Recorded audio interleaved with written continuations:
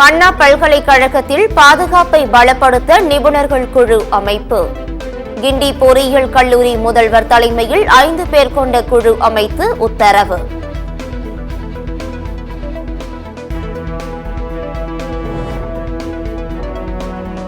அண்ணா பல்கலைக்கழக விடுதி மாணவ மாணவிகளுக்கு கட்டுப்பாடுகள் அதிகரிப்பு. மாலை 6:30 மணிக்கு மேல் வெளியில் செல்ல அனுமதியில்லை.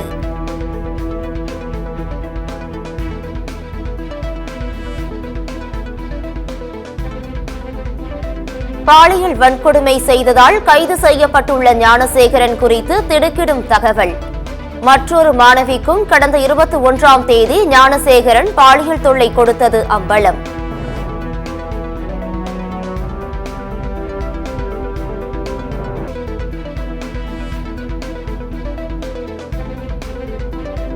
தமிழ்நாட்டில் சட்டம் ஒழுங்கு அடியோடு சீர்கெட்டு விட்டதாக ஓ பன்னீர்செல்வம் குற்றச்சாட்டு.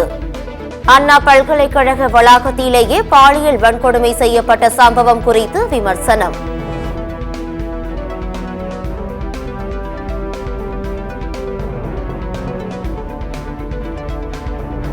பாலியல் வன்கொடுமை வழக்கில் கைதான ஞானசேகரன் திமுக பிரமுகர்தான் என முன்னாள் அமைச்சர் ஜெயக்குமார் பேட்டி. முழு பூசணிக்காயை சோற்றில் மறைக்க திமுக அரசு முயற்சிப்பதாகவும் விமர்சனம்.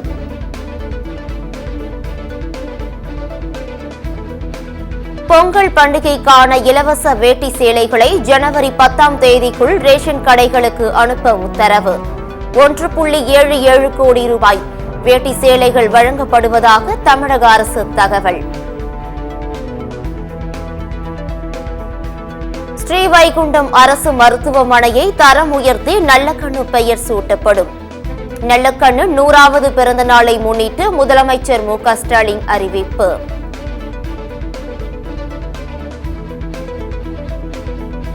ஸ்ரீவைகுண்டம் அரசு மருத்துவமனைக்கு தோழர் நல்லக்கண்ணு பெயர் வைத்ததற்கு ஸ்ரீவைகுண்டம் பகுதி மக்கள் மகிழ்ச்சி.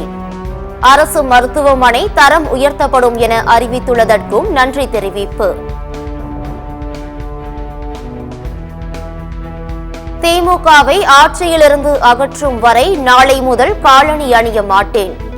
அண்ணா பல்கலைக்கழக விவகாரம் தொடர்பாக நாளை சாட்டையால் அடித்துக் கொள்ளப் போவதாகவும் அண்ணாமலை பேட்டி.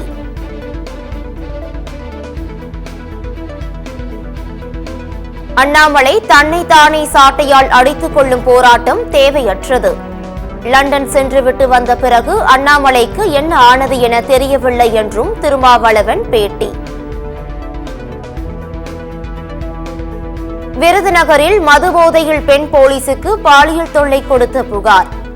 சிறப்பு சார்பு ஆய்வாளரை பணியிடை நீக்கம் செய்து மாவட்ட கண்காணிப்பாளர் உத்தரவு.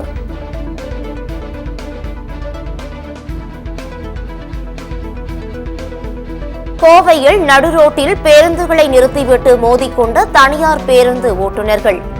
பயணிகளை ஏற்றுவதில் ஏற்பட்ட போட்டி காரணமாக உண்டான மோதலால் பொதுமக்கள் மாணவர்கள் அவதி. கிறிஸ்துமஸ் நாளில் உக்ரைன் மீது ரஷ்யா தாக்குதல் நடத்திய விவகாரம். உக்ரைனுக்கு அதிக அளவில் ஆயுதங்கள் கொடுப்போம் என ஜோ பைடன் அறிவிப்பு. காசாவில் வான்வழி தாக்குதல் நடத்தியது இஸ்ரேல். தாக்குதலில் 10 பேர் உயிரிழந்ததாக தகவல். இந்தியா ஆஸ்திரேலியா அணிகளுக்கு இடையிலான 4வது டெஸ்ட் போட்டி. முதல் இன்னிங்ஸில் 6 விக்கெட் இழப்புக்கு 311 ரன்கள் எடுத்து வலுவான நிலையில் ஆஸ்திரேலிய அணி.